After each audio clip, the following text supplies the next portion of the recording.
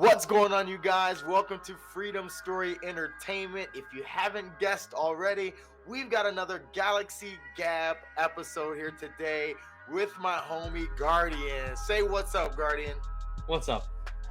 You guys, if you're into Star Wars at all, you are in the right place right now because we are going to be talking about the latest installment of the Star Wars candy. Like, I feel like they've been trying to give us treats. They've been spoiling us.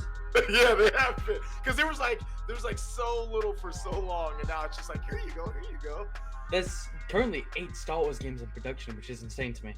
Wow, that is a lot, man. They're really going after it. Recently, they dropped the Book of Boba, so I was like, man, I can't wait to not only watch it, but I can't wait to talk about it with my homie Guardian. So let's do it. Let's talk about the Book of Boba Fett. Now, before we get into the details on each episode, and to be clear, if you haven't watched the whole series, you're probably going to want to stop. Yeah. Go watch the series and then come back. You know, you can just hit that little pause button down below, which is near the like and subscribe button if you feel inclined. so what are your overall thoughts on the Book of Boba? How did you generally feel about it, and then maybe what would you rate it out of 10? Alright, cool. So Book of Boba for me, it's a mixed bag. You had some really good episodes, but when the episodes were bad, they were really, really bad. Like, I mean, the first episode was so slow for me. I couldn't, I watched it all, but I was like, we'll get into episode 1 detail. So, like, I know the mixed bag take. I totally get that. Yeah. If you were to give it a rating out of 10, the whole as a series, I'd say, I mean, 6 would make would make the most sense to me. 6 would make the most sense to you? Yeah. Okay. And that makes sense because I tend to be a bit more on the bright side, and I gave it a 7. I gave it a 7. So I think I can't disagree with you much if you said a 6. And I think for exactly the reason you said in general, that there's some episodes that were like amazing and some that were like, yeah, what are you doing? So let's get into some of those. You talked about episode 1 being slow. So that they were really just kind of introducing the series, the setting. So what was for you like really slow about it? The flashbacks, honestly. So like everything going back to like the Tuscan Raiders. I mean, I didn't mind it. I didn't mind the flashbacks in general, but the main like Tuscan Raider part really it killed the show for me a little bit during the beginning. So you didn't like the whole Tuscan Raider backstory at all? No. Oh wow. And you know what's funny? I think for me that was the only thing in the first episode that I was like intrigued by. Yeah. And I say it that way. I wasn't gonna say that it wasn't slow. It was definitely slow, but I think also I was just like so excited for anything Star Wars. I was like, yeah. If it's Star Wars, I'll take it even if it's bad. Yeah. But what I liked about the Tuscan Raiders storyline is because up to that point, they had always just been like this random species. Species that was just like wild and like, just savages, so to speak. And now you're seeing, like they've got some organization and some hierarchy and structure to them. Interesting. Tell me more. That's where I was at. There was a lot of logic behind them when they originally were created, because even in the first movie, A New Hope, Obi-Wan says that they travel in single file to like try and distract their numbers. So even from the beginning, we knew they were an intelligent species. Yeah. But this like one tribe just seems so out of character for them. Yeah, it definitely seemed like a whole new version of the Raiders. Yeah. Because it was funny that we saw like the good version, but we never saw like the bad version to try and like compare them. Right. Because I feel like if they introduced like a bad tribe, which they like thought, I think that would make it more interesting, because we'd see how they'd like act it out and what they'd do in those situations. Yeah, no, that's a great point. I never really thought about it. Like it seemed like the sole purpose with the Tuscans there was like developing a sympathy for them. Yeah.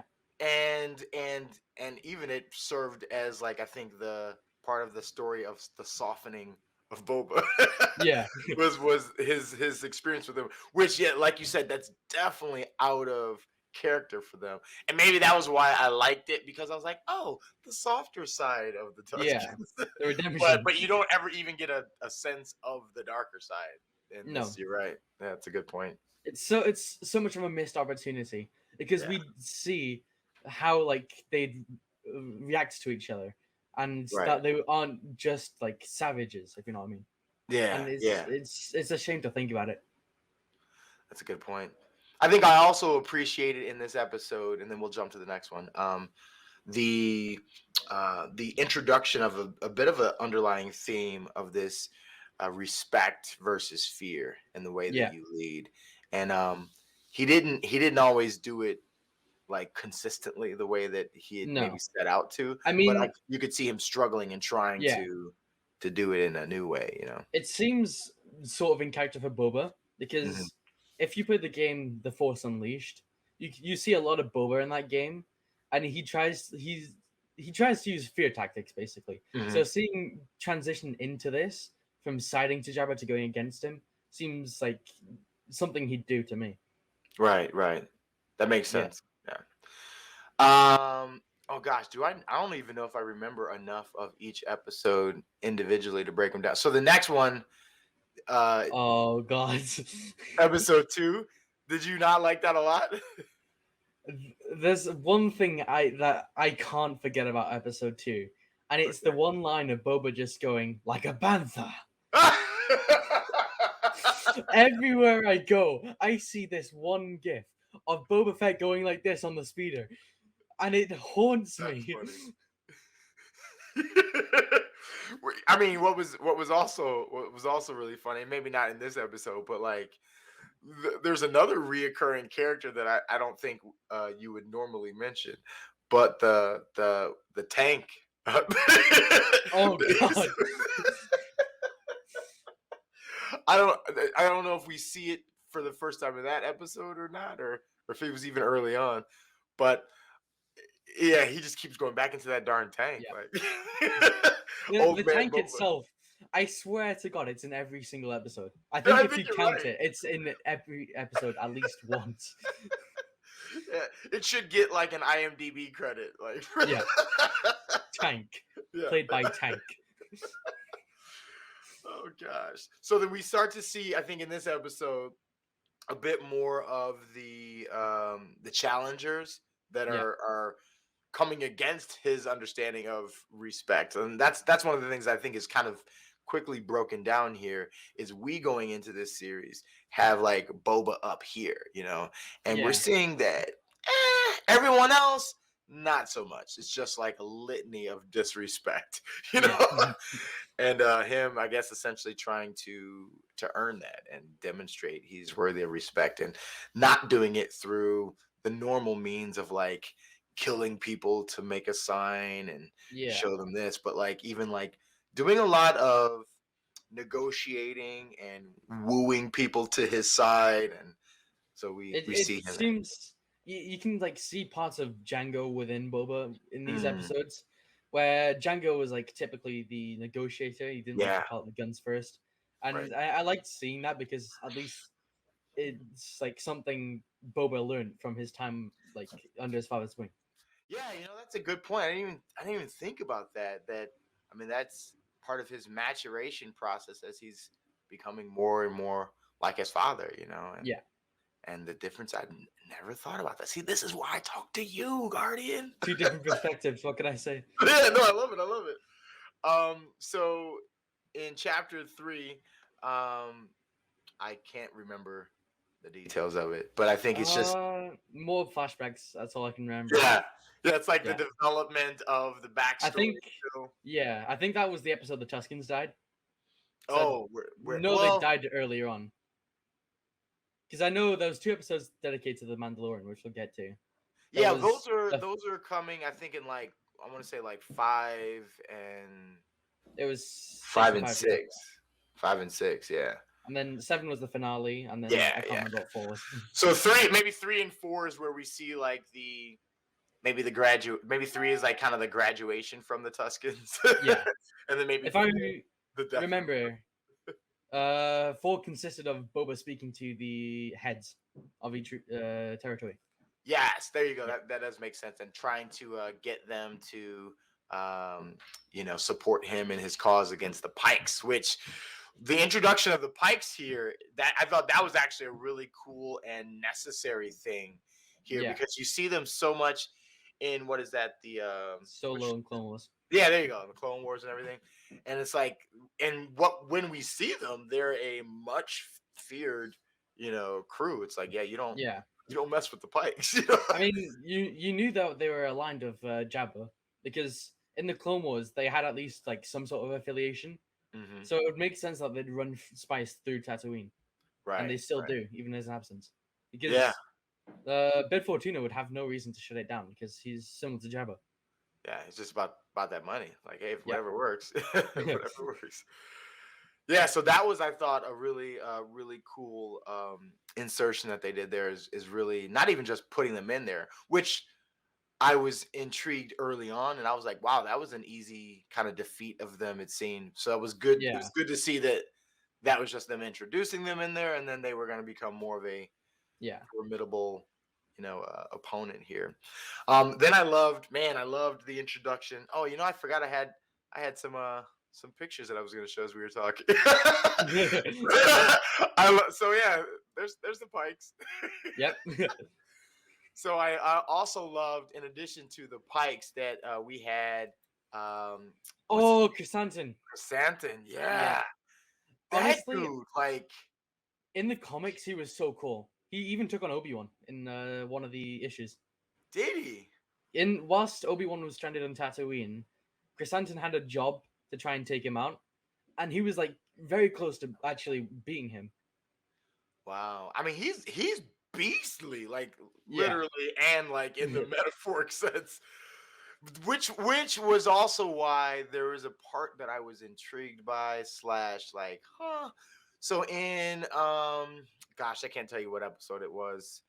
But it was during the scene where the Hutts, you got where they at those. Oh, the twins. Yeah. Yeah, the twins, where they're trying to like assert their dominance and take the claim of Jabba's throne, and then they employ Chrysanthemum to go and try to take out Boba, but then the Boba and the ragtag crew. band Oh god. So let's talk about them for a quick second.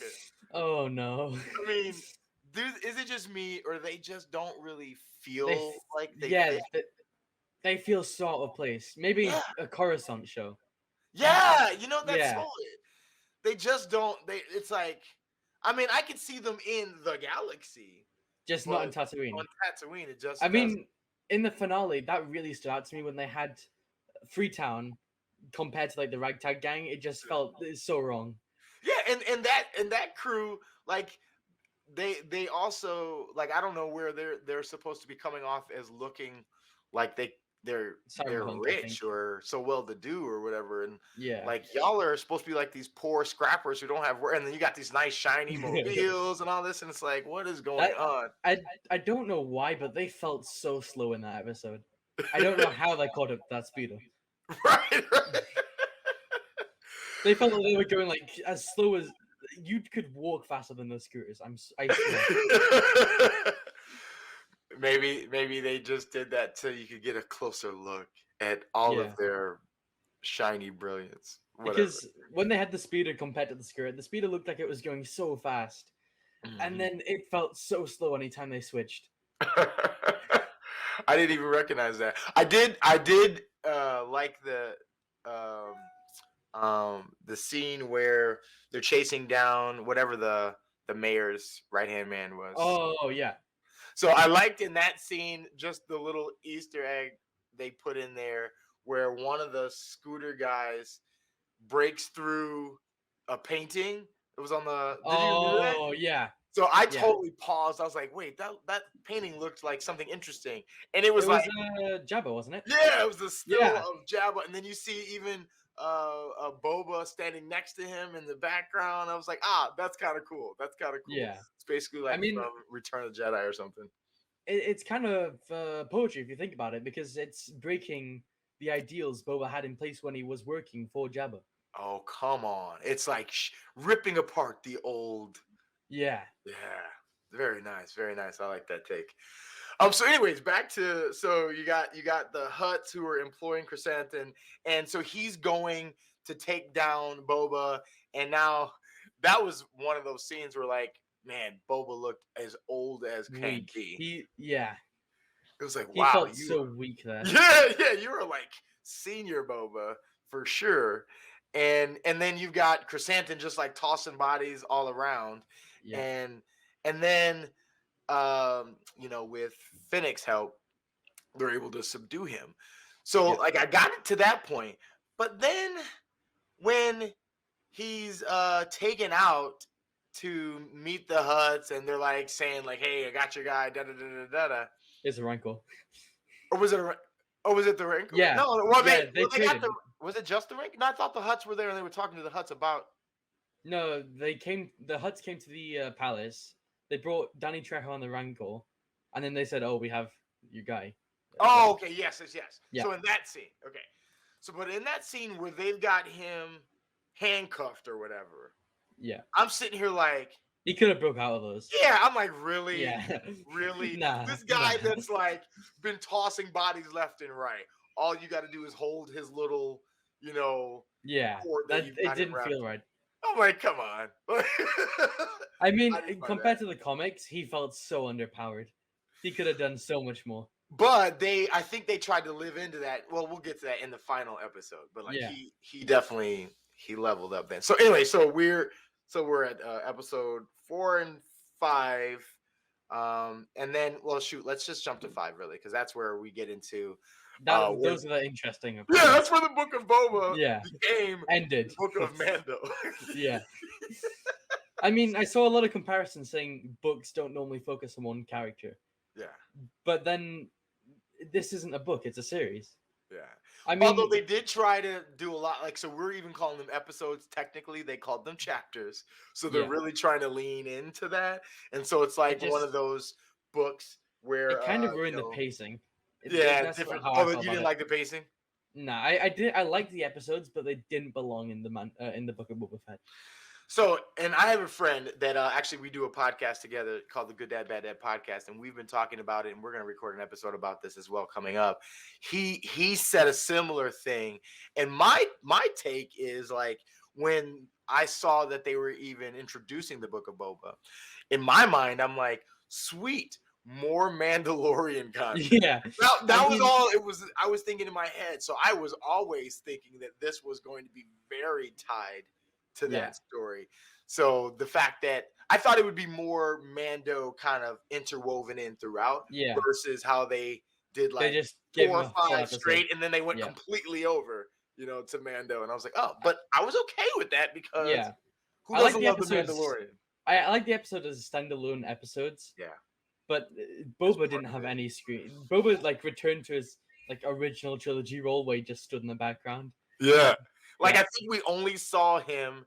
I don't even think we saw him in episode 5.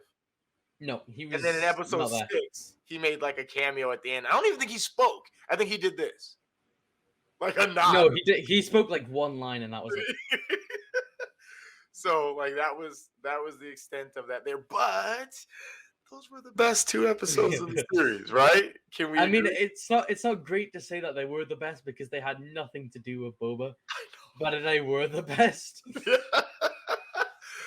I mean, okay, episode 5 was cool and dope, and we're seeing, Mando going back to his people, episode 6, and the battle with the Darksaber, and him getting kicked out or whatever. But yeah, episode 6. That was the stuff. Like, I don't usually watch things like over and over again, but I can watch episode 6 multiple times. I screamed multiple times in episode 6. I got a noise complaint from my neighbors. It was like everything, and I felt like they they really made some significant improvements on the CGI deep fake of On Luke. Luke, that was Yeah, amazing. he looked way better than he did in The Mandalorian. And like I felt like, oh wow, I could now watch an entire movie with Oh this no, Luke. You know? it's actually an interesting story because back when the finale came out for the Mandalorian season 2, there's this guy that enhanced the Luke CGI, and what they've done is they've On his actually own, hired right? him to they've actually hired him to do this. I totally heard that. I loved that story. I was like, this dude, like it's a guy like us, just sitting in his Random basement guy, making a just deep fake okay. video. And they're like, ooh, that's dope. You want a job? Free That's job, free so money. cool. That's cool. So yeah, I mean, if that's him that's doing that, because it looked really good. They really made Yeah. some improvements there. And then man, you had the flipping of kind of the Empire Strikes Back with Luke Oh, and Yoda, and now you've got, instead of Baby Yoda, Grogu. yeah, now Yeah. you got Baby Yoda being trained by Luke instead of Yoda being training Luke. You know, like I The was like, oh, Order this is 66 so scenes got me. what happened? The Order 66 scenes. Whether the flashbacks. Oh yeah. I mean, that was so cool. Like they knew what they were doing. Yeah. They're poking all of our nostalgic, nerve endings, and it was like, ooh, yes. I think And then, the reason they did that was because Dave Filoni directed that episode. And yes, of and course, yeah, he's obsessed with the Clone Wars and he keeps bringing it back. as soon as we saw, so I'm watching these episodes, and when I saw it went from like Robert Rodriguez to like Dave Filoni, I'm like, Okay. no wonder I love this episode. Like, why don't they just let him direct Yeah. all these? Robert Rodriguez is good, but not as good as Dave Filoni. Clearly not. I mean, and not for what we want. You know what I Yeah. mean? Like, I think in general, making movies or shows, he probably would do a great job. But when we're talking Star Wars, there's just a level of You excellence. gotta have this love and passion for the series. Yes. Yeah. It's not just about making good product, but it's about making a great Star Wars product. Yeah. And that's one thing that Filoni has proven over and over and over again that he can do. And so then that brought us to, well, wait a minute. So Ahsoka in that episode, I thought I was bewildered by her presence. I didn't expect it, and I didn't necessarily need it. Right. But I liked it anyways. Yeah. I wasn't mad at it, and I think what it does is just remind us of her to help build towards her series that's coming. Yeah. So I was trying to make heads or tails of why she's there. It was just like you were there. Oh just no, to, like... they're probably gonna bring back Luke for her series. Yeah, I would imagine so. And she had a great line that I thought was even worth the return when she was like telling him basically that. Oh, you remind me of your father. Yeah, it's like, oh my gosh. So that's bringing us all back to the Clone Wars, and that's right. She was homies with his dad. Like it's fun to think about. Just how much she thinks about Anakin to this day. Yeah. I mean, he was like her mentor for all of her, development, and the one that was always there for her and supported her no matter what. So I mean, this Ahsoka's after she knew who Darth Vader was, right? But she still tries to ignore that Anakin was Vader, which is like, it's funny to think about.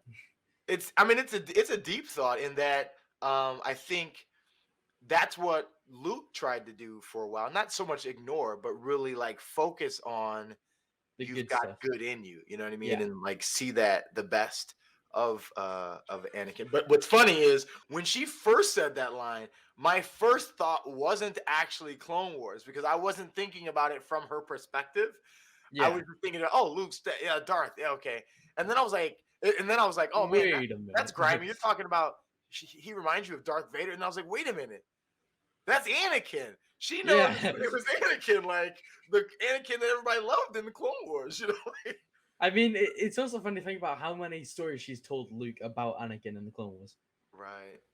Yeah. She told Ezra, who has nothing to do with Anakin, all these stories that they shared. Uh-huh. So it's funny to think about how you got bombarded with them. Yeah.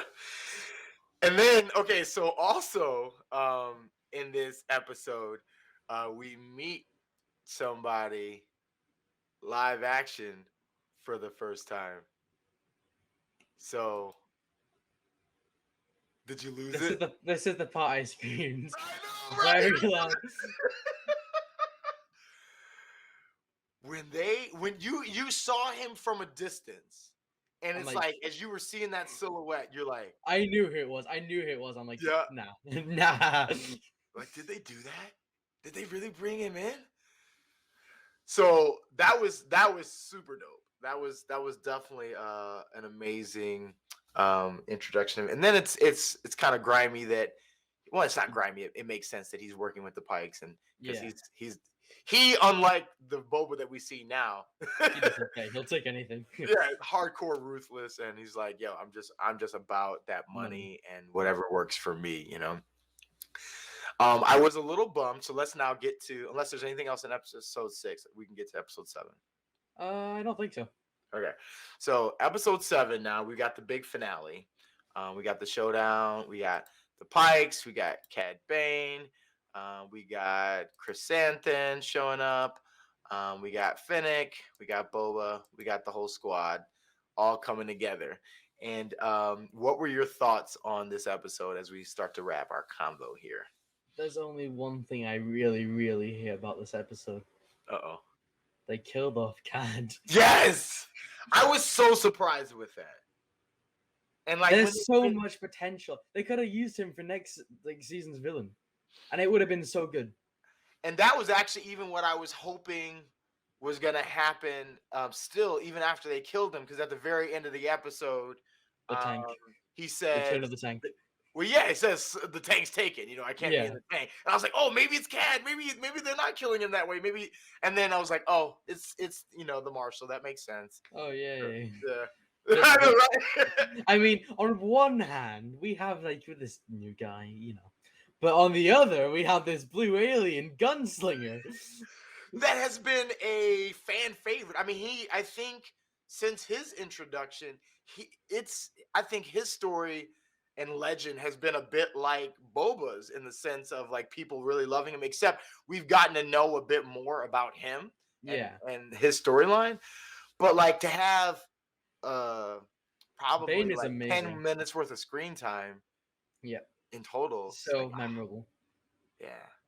Cad Bane right now is my favorite Star Wars character, no discussion. See, there we go. And that just proves why they should not have killed him. Yeah. I was like audibly angry about that. Yeah. Oh, and don't forget the X-Wing bait they had at the beginning of the episode. Yeah, with we all thought it was Luke, but no. Right. And I was actually hoping that we were gonna see a little guy fly in the X-Wing and start shooting in the middle of the battle. Oh, that would have been so much better. Yeah. I was kind of expecting Luke to be in the final showdown because the numbers they had made no sense to me and how they could take on the Pike Syndicate. So I felt like the way it looked was that the Pike Syndicate looked a lot weaker than we thought they were. Because I think the numbers would have depleted from Clone Wars because they had like a stupid amount of numbers in Clone Wars. But then they joined Maul. They probably a lot of them died during the Siege of Mandalore. And then they would have built up those numbers because that's like 20 years in between. It only seemed like 40 guys. Yeah. I don't know. I mean, I guess they were killing a lot, so I didn't count how many bodies hit the ground. I mean, unless that was only a small part of the Syndicate. Maybe, but that wouldn't. Well, I mean, I guess if you've got, because clearly this isn't the only thing that you've got going, so you've got to have. That wasn't the main leader. And they have the main guy there. Yeah. Though, so the bulk of the people you would think would be there. So I don't know. That was bizarre. I mean, in the same way that once that tribe of the Raiders died, they were like, "Oh, the Tuscans are all gone." I was like, "Wait a minute, that's supposed to be everybody?" That makes sense. So I don't know. The numbers don't add up, and I still don't see how Boba's what I thought was going to happen in the episode, which I had these predictions before it started. They were going to be outnumbered because there's so many people in the Syndicate compared to the numbers they had. And then I thought at the last minute we're gonna see an X-Men flying, land, green lightsaber. That would have been epic. That would have been epic. Yeah. However, I knew Freetown was still gonna come. I knew they were gonna be part of. Oh, I knew they were gonna come, but you didn't think they would actually be enough to help. no. Yeah, They which had like probably shouldn't have been when they came. I was like, oh, that's everybody. Like this one. there was ship? like 20 people in total Yeah. on this side, Like, compared oh, to like we're hundreds saved. on the other. Yeah. I mean, they were relying on these people so much, but it was barely a city. Yeah. Very, very true, man. So I think all in all, I mean, we did get to see in that episode Grogu show up and do some serious force action. We got to see the Rancor ride. We knew that was coming. Yeah. Ever since he's like, I want to ride a Rancor, you know. Oh, I think that was a reference to the original trilogy, the holiday special. Oh, really? See, I don't remember that. Because that's where Boba Fett was originally introduced, and he rode like this massive dragon, which is what he referenced in episode 4, where he said, "I've ridden lots of beasts, and I want to ride this one." Nice. See, smart writing. I didn't know that. That's cool. So I'm glad we got to see that. And man, did the Rancor do damage? They would have been screwed without him. Oh right? Yeah, there's a lot of King Kong references during that. Yeah. Oh yeah, definitely. Yeah. So that was cool. And then to see Grogu come and just, put him to sleep and then go to sleep next to him. Yeah. It's like, I'm fierce and I'm still cute and cuddly. Yeah. What surprised me is he just slept right next to him. Imagine if it just woke up and just... Right. I was sitting there thinking, I was like, y'all okay with him just sleeping right there right now? Like... I mean, you were so protective of him. What happened? Yeah, you're just gonna lay there and watch him. Oh well. Oh well, my baby's dead. Well. Right. But also, I mean, we also got to see the epic, the return of Boba and Mando fighting together, and then the also awesome Phoenix ninja moves at the end. And it's kind of like, and my buddy said this, I'm like, oh, you got a great point. It's like, why didn't she do that earlier?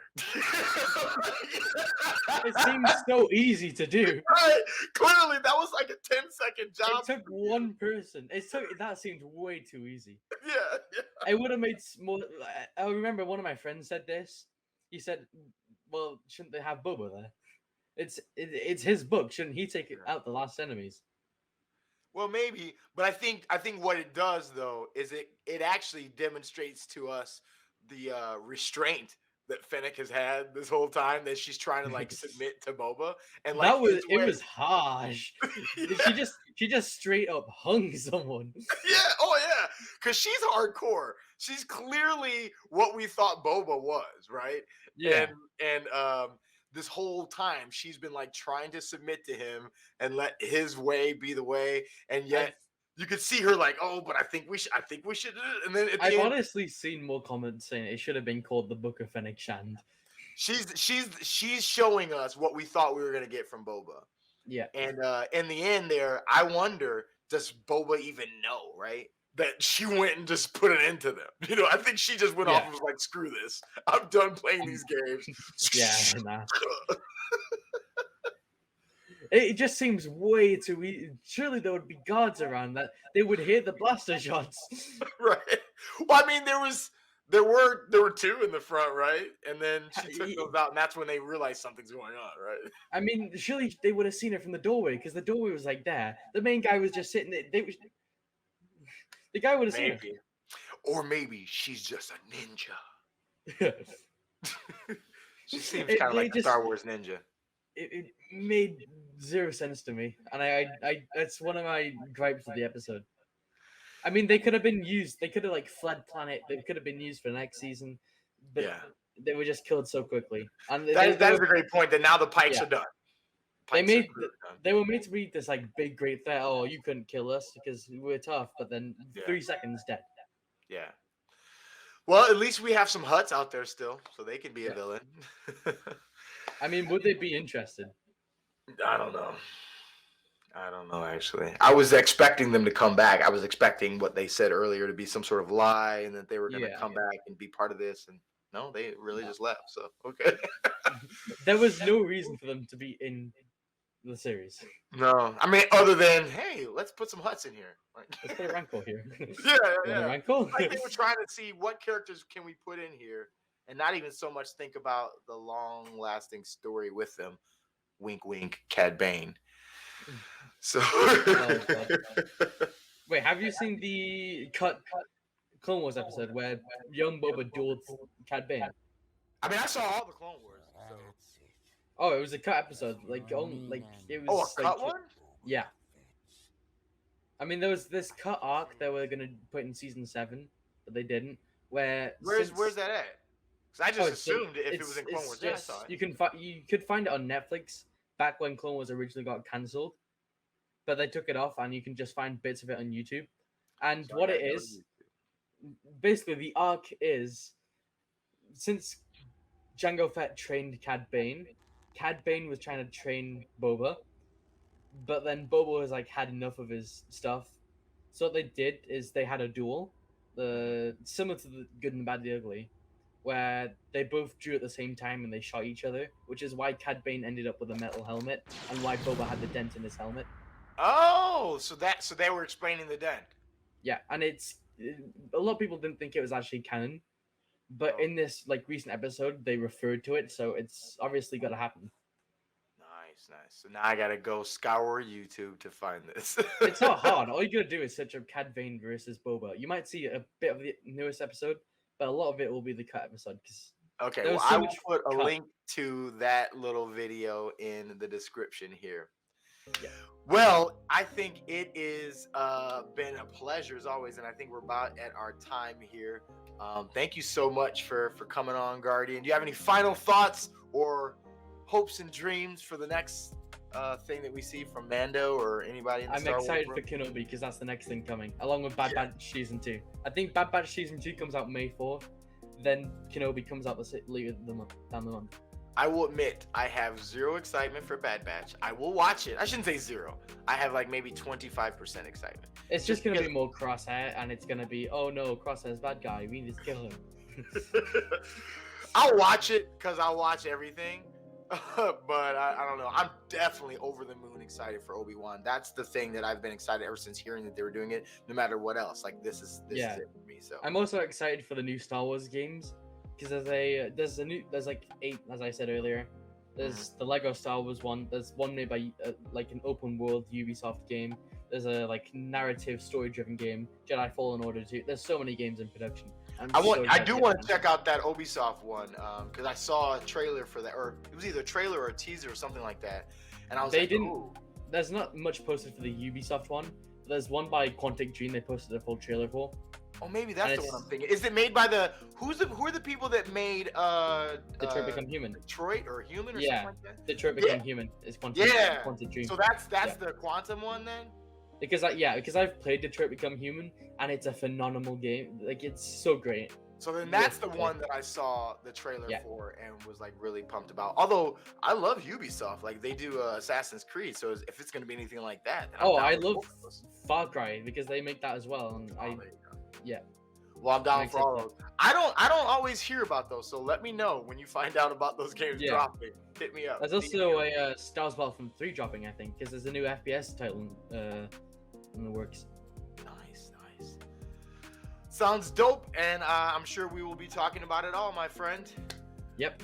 Appreciate you coming on. Thank you guys for watching today. If you haven't already, like and subscribe for more conversations like this, convos on Marvel and things like that.